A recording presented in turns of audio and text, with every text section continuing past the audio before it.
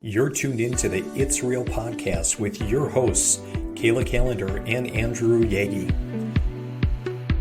Each week, we'll talk about what happens behind the scenes working full-time in real estate and share with you real-life stories, our successes and failures as we work to help consumers and industry professionals reach their real estate and real-life goals. Here we go. Episode 10 of the It's Real podcast. Welcome. I'm Andrew Yaggie, and I'm a real estate agent. Hi, I'm Kayla Kallander, and I'm a mortgage loan officer.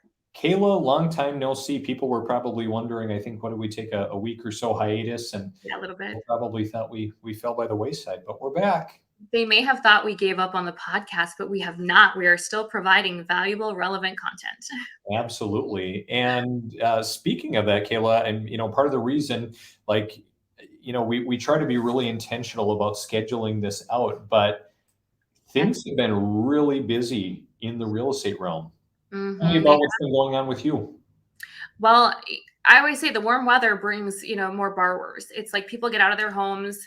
In Fargo, North Dakota here, we have the Parade of Homes that's coming up this weekend. And so in anticipation for that, we have the magazines for the Parade of Homes that come out.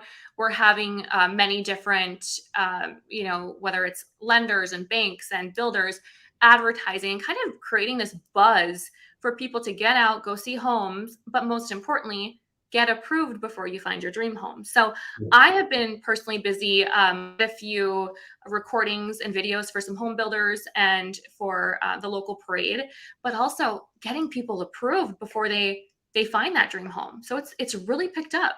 Yeah. How about you? Yeah, I'll definitely echo that. I mean, the real estate, for us as agents, things have really come alive. My business focused more on listing homes.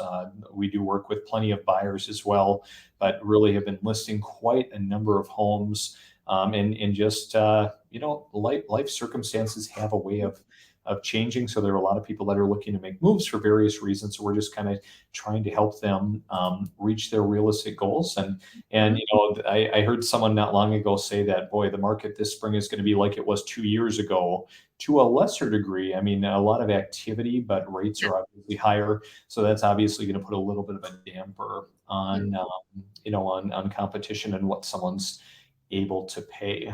So Right. Are you still seeing, or I should say, are you currently seeing bidding wars at all, competition as, things have gotten busier? Or are you seeing it's not as competitive as? Yeah. So I will say if a home is very desirable and it's appropriately priced, yeah, we're seeing quite a number of offers on homes. I've had anywhere from a single offer on a home, in maybe a more rural community to, even in not much more of a populated community, 3 offers. I've had 5 offers on some. And so not paying quite as much over, like in my community 2 years ago, people were paying 20 to 30,000 over on an average $200,000 to $300,000 house. You might get something at asking price. This time around, I've seen as high as 17,000 over on an average home. So it just really depends on who wants it and how bad they want it, Kayla. Right. Absolutely. And where it's priced too, whether it's priced appropriately and if they're not seeing a lot of traffic, or the, giving seller concessions. So I'm seeing it kind of on both ends. I'm seeing competition. I've had some people lose out, but I'm also seeing no offers and some seller concessions. So it's kind of a mix depending on price point. Yeah, I think you're spot on. So obviously you've been busy, Kayla. How are you finding balance? Oh, balance, such a precious word. I had a conversation with a friend in the business this morning, Andy, and we were talking about how I think in this market, it's been really hard, right? You're kind of seen as somewhat of a commodity in real estate and lending. And so some of the people have leaned away, and some of us, where I guess I'm speaking on your behalf too, we've really leaned in. We're doing whatever we can to fine tune, to improve our systems, our efficiencies. But we've also really just kind of leaned in so much that we have so much on our plates, right? Mhm. We want to prove our value and make sure that our clients are taken care of. It's a harder market. It is. For me, one thing that I've recently just done is I've stepped back from booking a lot of one-on-ones to maybe do one-to-manys to allow myself the ability to kind of just have more Kayla time. Because I know that the more time that I have to reflect and be a better version of myself, that makes me a better lender, wife, dog mom, everything. So I've kind of taken a step back from some meetings, Mhm. and I've really challenged myself to take some time off, especially as it warms up, to just kind Yeah. of decompress. Are you kind of feeling that too, Andy, where it's so much all of a sudden, and then you're like, I'm going to take care of Andy? Yep, things sound, yeah, you're spot on. And in fact, it's funny you mentioned that because, well, not only is real estate getting busy, I mean, this is starting my third year in real estate. Our business is really growing immensely. There are a lot of people that are coming to us, just especially for our marketing and video and a lot of things that we're doing. But with that too, my family's been growing. We had, a new 3 months ago. My wife went back to work last week. We're actually for daycare for her, kind of punting for 7 weeks because our daycare provider doesn't have a spot for her at this point. So, it's just a lot of other pressures, and then I'm busy with a lot of flying activities and other things. So I've actually cut back quite a bit. There's a lot. I'm very heavy, like you, Kayla, on personal and professional development, and I've hit pause on all of that. Even some music lessons I've taken, and really just trying to find more time for family and for me, because it is getting overwhelming. I listened to an Ed Milet podcast yesterday, and sometimes our brains kind of go, "What's next? What's next?" And I Yeah. think, that's taught from a young age, kindergarten, first grade, second grade, through college, and as people that want to continue to advance, sometimes we're seeing that finish line keeps moving, right? That's what Ed was saying, is it keeps moving and you can never catch it, and you're adding more and what's next. Where sometimes it's okay to just keep the finish line for where you're at, hit that, and then restart. Be thankful, be grateful, because in our world there's no caps, there's no, the sky's the limit, but at some point that can cause serious burnout, and you're never going to achieve everything. And Andy, I'm sure you're sprinkled with constant coaching opportunities, or now go get listings here, or maybe you should do more flying so that you can you know go here and there and everywhere. But at some point we have to be very thankful for what we have and say, okay, after this finish line, let's just take a breather. That's kind of how that hit me differently when I heard that. Yep, yep, Move the you're finish absolutely right. And I think, for high achievers and, people like us who are people pleasers, I mean, we want to line. help everybody reach their goals, but, it's so easy to, in that pursuit, forget about, the things that are important to you, your family, and everything else. So, Right. I'm glad we're on the same page, We Kayla. And always are, Andy. yeah, absolutely. So, well, Kayla, I want to jump into kind of the topic of our show, Mhm. today, and that just kind of talks about. There's been a lot of discussion out there. People saw, I know for sure on Fox News, I don't know where else, but just kind of Mhm. talking about, all of a sudden that those who have good credit, that the government or Joe Biden put out information that says if you have good credit, you're going to get penalized. In fact, if I Google Mhm. it, I mean, there are tons of articles out here just talking about, hey, if you've got good credit, you're going to face penalties, and those that have bad credit are getting benefits, whether in the news tab or why it's going to cost you more money if you have good credit. And Kayla, people are losing their minds. In fact, I Mhm. didn't I see you make a video, kind of laying out the facts about this the other day. Yeah, I made a quick video that, there is some truth to this, Andy. There is. But the way that the headlines are reading, it's causing panic, it's causing misinformation. Because the headlines that you're seeing are good credit borrowers are the ones getting penalized. What does that mean to the consumer? It feels like if you have good credit, you're going to get a worse rate than someone with a lower credit score. How dare Joe Biden? Well, in reality, that's not true. And a lot of people were saying, okay, it's starting May 1st. So there's some truth to that too.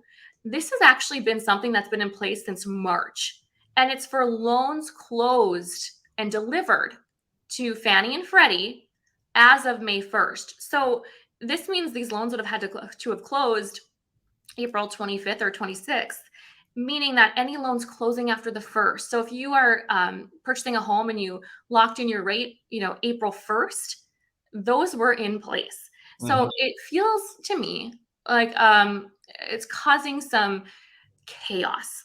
and maybe it's on purpose, but one of the things that we have here is the Mortgage News Daily. I love that website. It's something that I subscribe to stay on top of things as a mortgage lender. This is probably one of 25 things I get. But this is an article that came out in April that says, is there really a new unfair mortgage tax on those with high credit? So what, and just like we said, it even says in here, seemingly overnight, it's an unfair tax on those with good credit. So, before people start ruining their credit to get a better interest rate, please stop. Please don't do that. That is not the case. So if So you mean I shouldn't have sent my wife on a shopping spree and invited her to open a bunch of new cards and order that new Peloton? Well, if she's paying her bills on time and she's not maxing out her credit cards, it might actually be helping establish credit. So tell Katie she's okay with her new Peloton equipment. In fact, I encourage it. I've seen you have both now, the treadmill and the bike. Good for They're you. awesome. But Andy, if you scroll down here a little bit, I want to point out a few things on this. There should be a chart here. So if you right there, it says purchase loans change versus previous. A reminder, this is not FHA, USDA, it's not VA, this is conforming. So this is not applying to everybody even, because we all know that there's multiple programs out there, right? So this is for loans delivered to Fannie Mae and Freddie Mac. So if you look at those purchase loans change versus previous, loan level pricing adjustments, that's what LLPA means. So do you see right now it's showing the chart, kind of some red and some green there? Yep, I see that. So you'll see that in those areas, the new changes, red means it's getting worse for those. You'll see the credit scores on the left and the down payment or the loan to value at the top. So do you see, let's take, for example, if you had a 760 FICO and you were putting, let's just look at 10% plus down. It's right around a quarter. Right here? Yeah, so right in there. A little over 5 to 9.99 down. A quarter of a hit you will see now with the new changes. But do you see, if you go all the way down, you'll see you're actually going to get a little bit of a credit compared to the current pricing. This is not in relation to each other. This is just saying if you have a 660 score, your pricing is going to get a little better. But what we're not seeing, what the media is not showing, is that exactly, Andy, you scroll down. If you look at that, you're going to get a half of a hit. But I'm sorry, if you got a 640 score, do you see 1.875 down there? That's not better than a half. Right. So we're seeing that it's become a little bit of a hit to those with good credit compared to where it used to be. But we're also seeing those with worse credit, it's a little bit better. But in relation to the two, you are not getting a better rate if you're having a low credit score. So Kayla, let me ask, why is this being done? Why are Fannie and Freddie doing this in the first place? So essentially to make it a little easier for those that potentially couldn't get a loan before, more affordability, the ability to buy a home if you had a little bit worse credit. Essentially, that's it.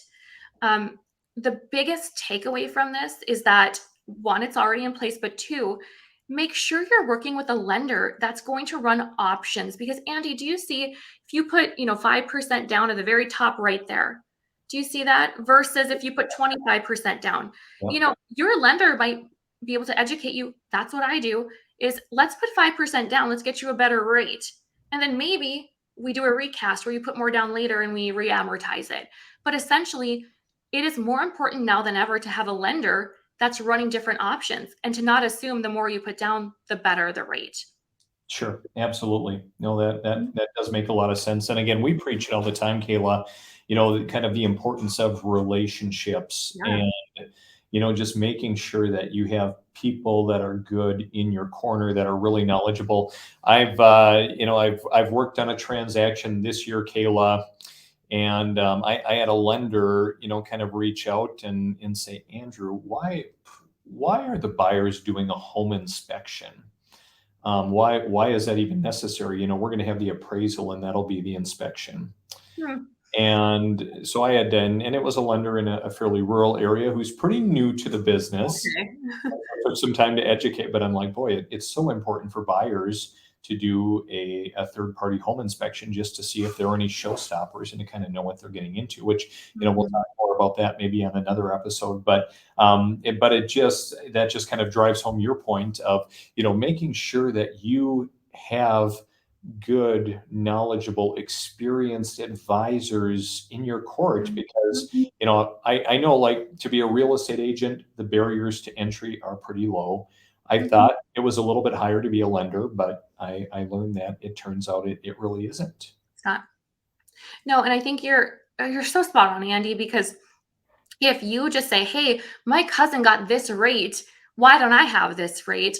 Well, first and foremost, if we're looking at these rates today, the conforming, that's one program. That's one option versus all the other government loans. This doesn't even impact down payment assistance like North Dakota Housing or Minnesota Housing. Sure. So just depending upon what programs you're doing as a consumer, do not just hear a rate in your head and think, oh, well, why don't I have that? Because you don't know if your cousin or your niece or your sister is paying, 3 points. So let's just say $5,000 for their rate.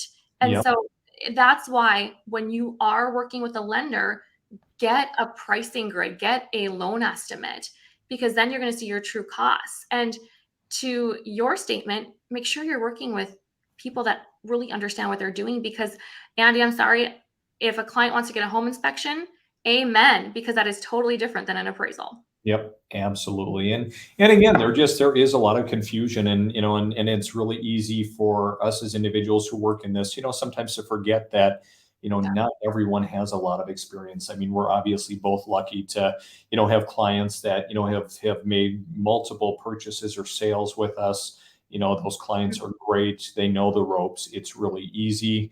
But there are a lot of people that don't have a lot of knowledge, which one of the joys I get from this as well is working with those first-time home buyers, working with those first-time investors, those people that, they know where they want to be. They just don't quite know how to get there. So, Well, and even the seasoned buyers, there's no shame in asking questions or not knowing. We as lenders, we as, realtors, we have things change constantly in our business. In fact, when these adjustments, these LLPAs came out, we were all, what does this mean? How does this impact us? Because there's so much flurry and so many headlines. And if you're on TikTok or Instagram or Lemonade or Snapchat, you are seeing things constantly there. And then people take that, just like the 40-year loan, which does not exist for an FHA purchase. I'm going to put that out there. Really hard not to latch onto that and share. And then people share and they see. So again, the importance of relationships, Andy. Find someone that has experience. And if they don't know the answer, they're going to get it for you. Absolutely. Yeah, well said, Kayla. Well, I think you've done a good job of kind of laying out, information and kind of, adding perspective, to these, mortgage changes, so to speak. Of course, if anyone does have additional questions, welcome to reach out to you, Kayla, or to me as well. You'll do a more eloquent job of kind of laying it out, but kind of the long and the short, and in layman's terms, this is not something that should be feared. No, it should not. And if you're working with the right people that can just walk you through it and your options, you'll be good as gold. Wonderful. Well, Kayla, thanks for joining me. It's been good after our little hiatus to reconnect. Have a great week. I will if you will. Yep, we'll see you.